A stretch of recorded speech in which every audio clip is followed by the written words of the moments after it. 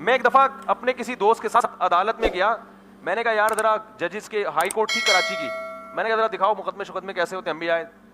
تو میں وہاں جا کے بیٹھا, تو اتفاق کی بات ہے کہ میاں بیوی کا جھگڑا چل رہا تھا, یہ میں نے اپنی آنکھوں سے دیکھا. شوہر نے کہیں بیوی کو طلاق دی تھی, تو بیوی اپنا نان نفقہ مانگ رہی تھی اور جج صاحب فیصلہ سنا رہے تھے. تو جج نے فیصلے کے دوران یہ کہا کہ یہ تو پاکستان ہے جس میں تمہیں صرف مہر دینا پڑے گا اور نان نفقہ, امریکہ میں آدھی جائیداد دینی پڑتی ہے. نہیں آ رہی بات؟ تو کس کے قانون کا حوالہ دے رہے ہیں؟ امریکہ کے. یعنی ان کا خیال یہ تھا کہ قرآن کا جو قانون ہے اس سے بہتر کون سا قانون ہے؟ امریکہ کا. اصل تو وہاں حقوق ہیں عورت کے, کیونکہ اسلام نے تو یہی کہا نا صرف مہر دو اور نان نفقہ دو, جو عدت کا خرچہ ہے, اس سے زیادہ اسلام نے نہیں مرد کو مکلف بنایا. تو وہ کہہ رہے یہ تو تم یہاں ہو اس لیے بچت ہو گئی, اصل تو کیا ہے, آدھی جائیداد دینی پڑتی ہے. امریکہ بار بار امریکہ کے اس لیے کہ وہ پڑھے لکھے لوگ ہیں, انہوں نے تو یعنی عورت کے حقوق کا بڑا زبردست خیال کیا ہے. تو مجھے خیال ہوا کہ دیکھو اس بیچارے جج کو یہ معلوم نہیں ہے کہ آپ کے پاس قرآن ہے, اللہ کا انگریز کے پاس چونکہ ہے نہیں نا, تو اس لیے اس نے خود بیٹھ کے بنائے ہیں. انسانوں کے بنائے ہوئے قوانین کیا اللہ کے مقابلے میں ان کا حوالہ دیا جا سکتا ہے؟ لیکن یہ جج کا قصور نہیں ہے, یہ پوری قوم کا المیہ ہے. آپ کو بھی جج بنا دیا جائے, آپ بھی یہی کہو گے, ان کے قوانین کو اسٹڈی کرو گے, یار وہ کیا کہتے ہیں. تو مجھے خیال ہوا کہ میں تھوڑی دیر کے لیے جج کو چھاؤں میں لے کے آؤں. کیا ذرا چھاؤں میں آنا, سائڈ پہ آنا.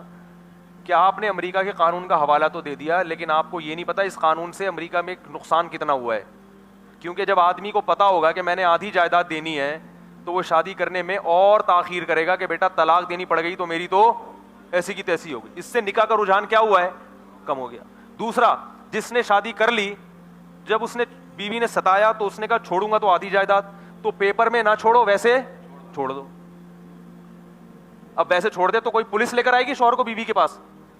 بھئی ایک آدمی کہتا ہے میں نہیں آ رہا بیوی کے پاس, بیگم فون کرے جب واپسی پہ 6 انڈے لیتے ہوئے آ جائیں, یہی فون آتا ہے نا. وہ تو غیرت ہوتی ہے, حمیت ہوتی ہے, آدمی کہتا ہے اچھا جی چونکہ نکاح ہوا ہے, اللہ رسول نے حکم دیا آ رہا ہوں. لیکن آدمی کو اگر غصہ آ جائے اور نہیں آئے, بولے نہیں آ رہا جاؤ, ٹھیک ہے. اگر مرد بول دے کہ میں نہیں آ رہا گھر میں, تو کیا پولیس کے ذریعے مرد کو عورت لا سکتی ہے گھر میں؟ دنیا میں کوئی قانون نہیں لا سکتا. بولے نہیں آ رہا تو کوئی پولیس تھوڑی جائے گی بیگم کے پاس, وہ چلو آ جائے گا, جیسے پولیس جائے گی واپس نکل جائے گا. اور اگر پولیس والا اسی کے ساتھ بیٹھ جائے تو پھر پولیس والے کی بیوی تھوڑی دیر میں آ جائے گی کہ تو کیوں نہیں آ رہا گھر میں. کیا خیال ہے کہ اس کے گھر جوڑنے کے چکر میں تو میرا گھر کیوں خراب کر رہا ہے؟ تو یہ انسانوں کے بنائے ہوئے قوانین ہیں, گوروں نے بنائے ہیں,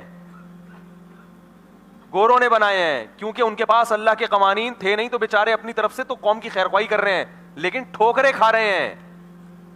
تو بھائی ان سے موبائل لو, موبائل خریدو, بہت اچھا بناتے ہیں وہ, سمجھ میں آ رہی ہے بات؟ گاڑیاں بہت اچھی بناتے ہیں, قوانین اچھے نہیں بناتے, کیونکہ ان کے پاس قانون بنانے کے لیے جو بیسک اصول ہیں وہی ان کو پتا نہیں ہے, وہ تو اللہ نے پیغمبروں کے ذریعے ہم کو بتائے ہیں. نہیں آ رہی میرا خیال ہے بات سمجھ؟ تو ہمارا جو جدید طبقہ ہے یونیورسٹیوں کا, کالجوں کا, وہ انہوں نے مولویوں کو دنیا کا پرلے درجے کا بے وقوف سمجھنا شروع کر دیا. کیوں؟ وہ کہتے ہیں ان کے پاس یونیورسٹی کی ڈگری نہیں ہے, انہوں نے MBA نہیں کیا ہوا, یہ PhD نہیں ہے, کیونکہ یہ ساری سندیں گوروں سے ملتی ہیں نا آپ کو. بھائی PhD میں جو سلیبس ہے وہ کہاں سے آیا ہے؟ وہ گورے کے پاس سے آئے. انہوں نے تو مدرسوں میں پڑھا ہے جس میں گورے کا کوئی دخل ہے ہی نہیں, لہذا یہ جاہل ہیں. یہ نوجوانوں کے دماغ میں کیا بیٹھ گیا ہے؟